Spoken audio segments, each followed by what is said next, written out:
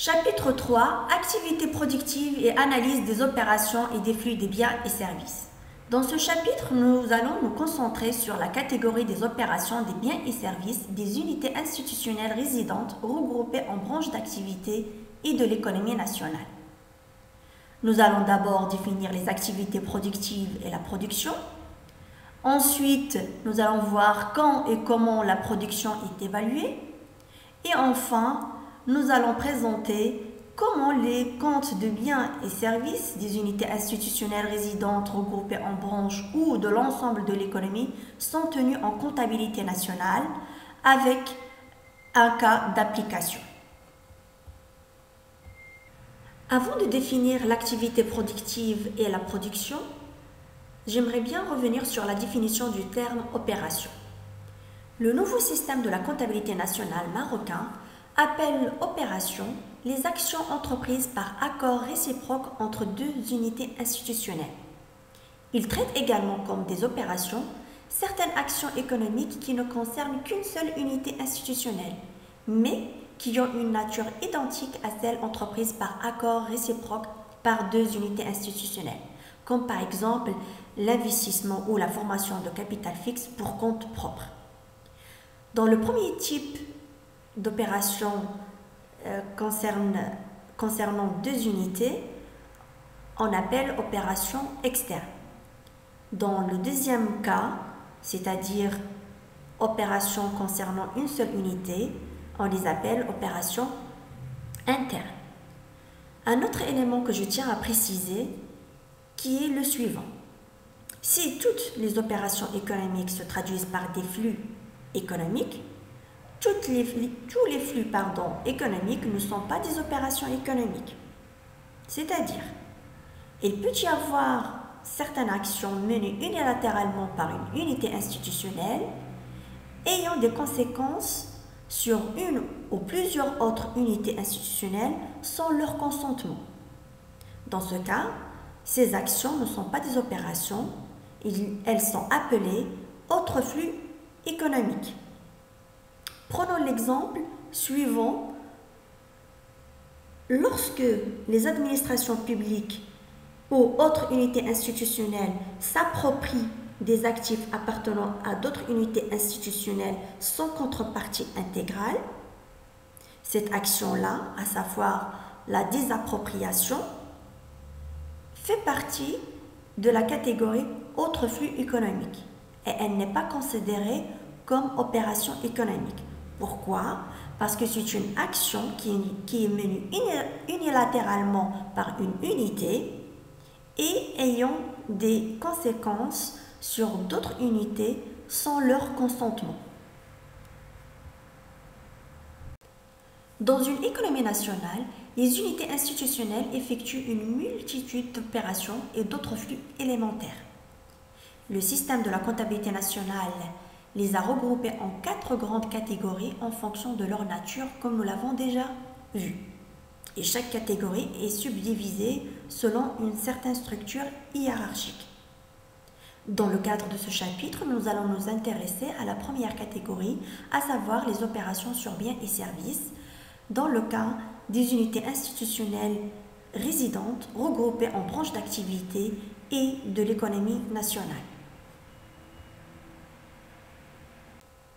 Définition des activités productives et la production. Donc, commençons par les activités productives. Je tiens à préciser que toute action humaine n'est pas automatiquement une activité productive. La délimitation de ce qui est productif de ce qui ne l'est pas dans une action humaine est un sujet qui a évolué avec le temps et a fait l'objet de plusieurs controverses entre les économistes. Par exemple, les physiocrates ne considèrent que le travail dans l'agriculture comme travail productif. Les économistes classiques élargissent cette vision en introduisant le travail dans l'industrie et dans l'artisanat. Concernant les marxistes, pour eux, le travail productif, c'est celui qui est lié à la sphère de la production et de la mise en valeur du capital. Et donc, tout travail relatif à la sphère des échanges, comme par exemple le travail d'un avocat, d'un professeur, d'un médecin, etc., est qualifié d'improductif. Cette situation a évolué pour aboutir à une conception très large du travail productif. Ainsi, la conception libérale de l'économie considère que toute action humaine correspondant à une utilisation rationnelle des ressources rares et qui implique que chaque personne soit employée là où elle possède un avantage relatif est un travail productif. Ainsi, le travail dans les sociétés spécialisées dans la fourniture, le travail par exemple d'un coiffeur, du plombier, les professions libérales sont considérées comme travail productif. Donc une vision plus large que celle d'avant. Ainsi, actuellement, une activité productive est une activité qui repose sur le travail de l'homme et qui représente une utilité pour la collectivité dans son ensemble et qu'elle peut être évaluée sur une base monétaire. La production. Le système de comptabilité nationale des Nations Unies définit le domaine de la production, c'est-à-dire le domaine des activités productives, de la manière suivante. La production peut être définie comme une activité exercée sous le contrôle et la responsabilité d'une unité institutionnelle qui met en œuvre des entrées, c'est-à-dire des inputs, travail, capital, biens et services, dans le but de produire des biens ou services. Il doit exister une unité institutionnelle qui assume la responsabilité du processus de production et qui est propriétaire des biens produits, ou qui a droit à être payé ou rémunéré d'une façon ou d'une autre pour les services fournis. Un processus purement naturel, sans intervention ni contrôle humain, ne constitue pas une production au sens économique. Par exemple, l'accroissement incontrôlé des stocks de poissons dans les eaux internationales ne constitue pas une production. Au contraire de la pisciculture, c'est-à-dire l'activité d'élevage des poissons, est une activité productive. Cette définition met donc l'accent sur 3 critères, à savoir l'existence d'une activité sous le contrôle et la responsabilité d'une unité institutionnelle. Deuxième critère, l'emploi des facteurs de production, travail, capital, biens et services, dans le but de produire. Et le dernier élément, l'existence d'une unité institutionnelle qui assume la responsabilité du processus et qui est propriétaire des biens produits ou qui a droit à être payé ou rémunéré pour les services fournis.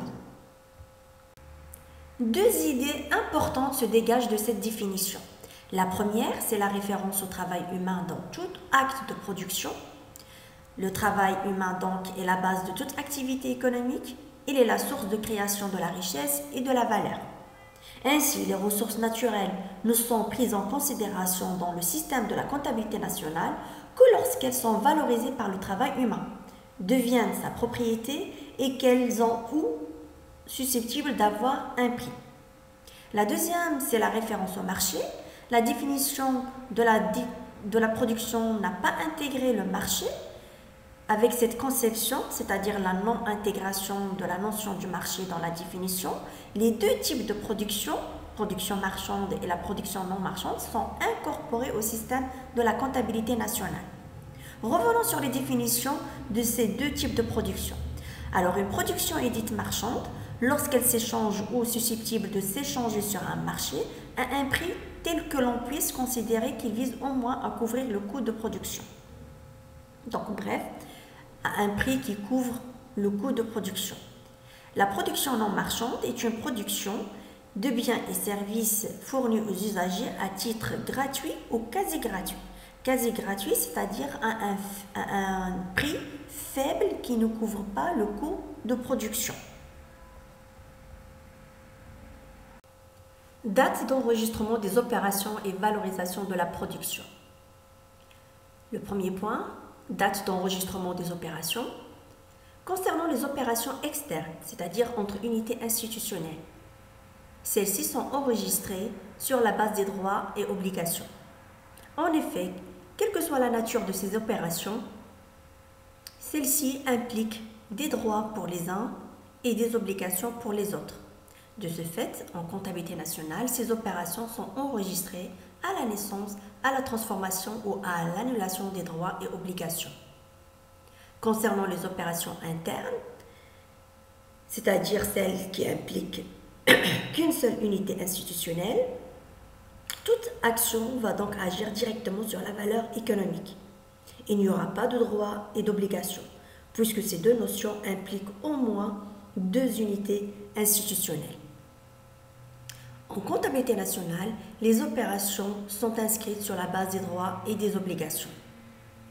Le deuxième point, on va voir la valorisation de la production. On va commencer par la valorisation des opérations sur biens et services. Le prix de marché constitue la référence de base pour la valorisation des biens et services. Pour les opérations réalisées entre les agents économiques, elles sont évaluées au prix d'acquisition, c'est-à-dire au prix effectif convenu entre les deux entités. Ce prix peut aussi inclure la marge commerciale et les frais de transport s'il y en a. En l'absence d'opérations sur le marché, la valorisation du produit, c'est-à-dire bien ou service, se base sur soit les coûts engagés pour le produire, soit sur le prix de marché pratiqué pour des biens ou des services analogues, c'est-à-dire identiques. Pour les actifs et les passifs, ces derniers sont valorisés au prix courant, c'est-à-dire au prix de l'année en cours, et non à leur prix d'origine. La valorisation de la production. La comptabilité nationale enregistre également la production, même si elle ne donne pas lieu à un flux monétaire, c'est-à-dire il n'y a pas un échange. La production n'est pas la vente, donc il ne faut pas confondre ces deux termes. La production est un ensemble de biens et de services produits en combinant des facteurs de production. La vente correspond au chiffre d'affaires, c'est-à-dire la valeur monétaire de la production, c'est-à-dire de l'ensemble des biens et services produits. L'évaluation de la valeur d'une production se base sur l'une des trois méthodes suivantes. Soit le prix de base, soit le prix de producteur en l'absence d'impôt du type TVA, soit le prix du producteur incluant l'impôt de type TVA. La méthode privilégiée est le prix de base. Celui-ci correspond au prix de la production avant que les impôts sur le produit ne soient ajoutés et que les subventions sur le produit ne soient déduites. La deuxième méthode est celle du prix de producteur en l'absence d'impôt de type TVA, taxe sur la valeur ajoutée. Cette méthode est utilisée en cas de difficulté d'employer le prix de base. Dans ce cas, le prix du producteur est égal au prix de base plus les impôts moins les subventions sur le produit, à l'exception des impôts de type TVA. La troisième méthode est celle du prix du producteur compte tenu de l'impôt de type TVA. Ce prix est égal au prix du producteur en incluant tous les impôts, y compris la TVA, moins les subventions sur les produits. Le lien entre les trois types de prix se présente ainsi. Prix du producteur compte tenu de la TVA est égal prix du producteur sans TVA plus TVA est égal prix de base plus impôt sur les produits moins les subventions sur les produits plus TVA. On va revenir aussi sur le lien de prix d'acquisition et le prix de base. Le prix d'acquisition est égal prix de base plus les taxes sur le produit, moins les subventions sur les produits, plus éventuellement marge commerciale et marge de transport. Le prix d'acquisition représente le montant effectif payé par l'acheteur au moment de l'achat des produits. Il comprend les frais de transport acquittés séparément par l'acheteur pour prendre possession des produits au moment et au lieu voulu. Le dernier point de ce chapitre concerne le compte des opérations sur biens et services. Ce compte se présente sous la forme d'un tableau à double entrée, comme tous les comptes de la comptabilité. Dans une économie nationale, les principales opérations, toujours selon la nomenclature marocaine, sont la production, qui correspond à la création des biens et services, la consommation intermédiaire, qui correspond à la destruction de biens et services au cours du processus de production, les dépenses de consommation finale, qui correspond à la destruction des biens et services pour satisfaire des besoins, la consommation finale effective.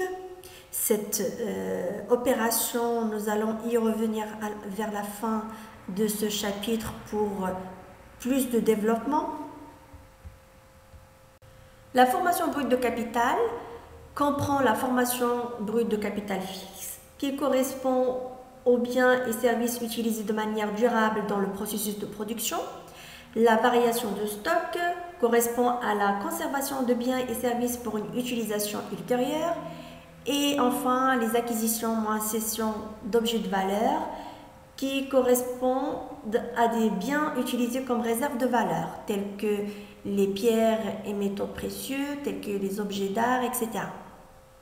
Les exportations correspondent à l'ensemble des biens et services fournis par des résidents à des non-résidents. Et enfin, les importations correspondent à l'ensemble des biens et services fournis par des non-résidents à des résidents. Le point suivant, concernant le compte des opérations sur biens et services des unités institutionnelles résidentes regroupées en branches, sera entamé dans une autre vidéo.